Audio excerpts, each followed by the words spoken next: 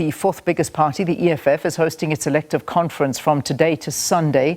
The party has been going through some of the challenges with some of its prominent leaders leaving the party. The conference is being seen as an opportunity to reinvent itself or continue to decline, as evidenced in the last general elections. SABC News reporter Natasha Phiri is at this particular gathering, and she is in Pimville in Soweto ahead of the conference. Natasha, it's going to be an interesting time for the EFF. As we highlight, there's been a lot of departures from the party, and one wonders, what is going to be discussed, and also a drop in their election performance as well. So there's a lot going to happen there. Perhaps you want to give us a little bit of background and what we can expect happening. Definitely, and well, this is a time, like you've correctly said, for the EFF to actually reinvent itself. The party has actually conceded and acknowledged that it actually has faced a lot of challenges, not only its electoral decline at the polls, but of course we've seen some leaders leave the party. But the EFF says it's not over for this 11-year-old party. Yes, it is facing challenges, but they will overcome. I'm currently coming to you all the way from Soweto at the University of Johannesburg campus, and this is where the EFF's 2,123 branch delegates will be collecting their accreditation. From then on, conference starts tomorrow and will be held at the Nasrec Center here in the south of Johannesburg. Of course, the theme for the Third National People's Assembly is Defend, Build and Advance the Struggle for Economic Freedom. But because of time, I'm actually joined by the outgoing EFF National Chairperson, Ms. Veronica Kamente. So it's all systems go. You're ready for tomorrow, but let's just probably look at your tenure, throughout these past years. Could you say, as a EFF chairperson, you've done well? Thank you very much, Natasha, for having us, and good morning to the viewers at home. It's been a year of bliss, a tenure of bliss.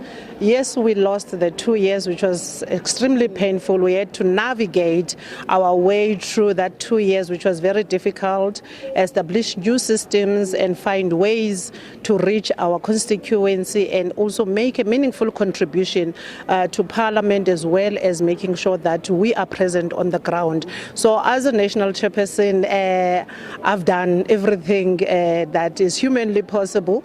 I was mainly working in the Parliament most of the time, and in the organization I was deployed in Northern Cape, in the Northwest, in the Western Cape, which I can proudly say they did extremely well during elections. Northern Cape, we even hung the province. So I'm happy. I'm happy with the fighters' conduct and behavior of the fighters over the difficult time of the 2 years.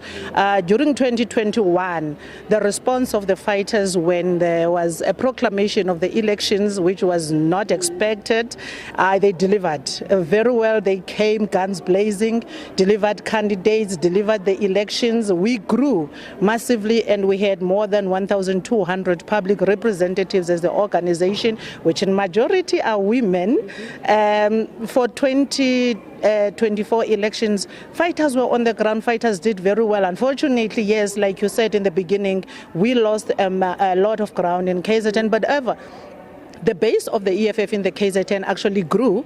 The one we had in 2019, we grew about 2% from the 2019 elections, and those that we had gained in 2019 left their home because they were just unhappy and aggrieved with the leadership of Ramaphosa in the ANC, because they were following their Jay-Z. And then when he started the MK and being a member of MK, then they went home, which is the home of those that came to us. So we don't really think that we lost ground in KZN. Our base is still solid. When we went for assessment, our structures were happy, our structures were intact. We received the complaints, we received the strategies, and looking and hearing what the fighters were saying on the ground during our assessment tour in KZN, fighters did everything. There is no shortfall, but we had an issue with KZN going to elections. There was an observation we made as leadership that there's something going terribly wrong in KZN. The activity that we see all over, we don't see it in KZN, to a point where we had to do changes in the structural leadership. So we changed the leadership and the convener and the coordinator, whom actually now have departed and gone to MK. Let's leave it on that note. We have to toss back in studio, but of course I will catch up with you at a later stage. Of course, as SABC News, we'll be here throughout the latter part of the morning. At 2 o'clock, the outgoing leadership of the EFF will be here to actually get their accreditation as well as voting delegates. And at 3 p.m, my colleague Zara Groenewald will be covering the EFF's press conference. With that said, it's back to you in studio, Leanne. All right, good. Thanks so much. And we'll keep an eye on that one. It's going to be a big one that'll be dominating headlines through these next days.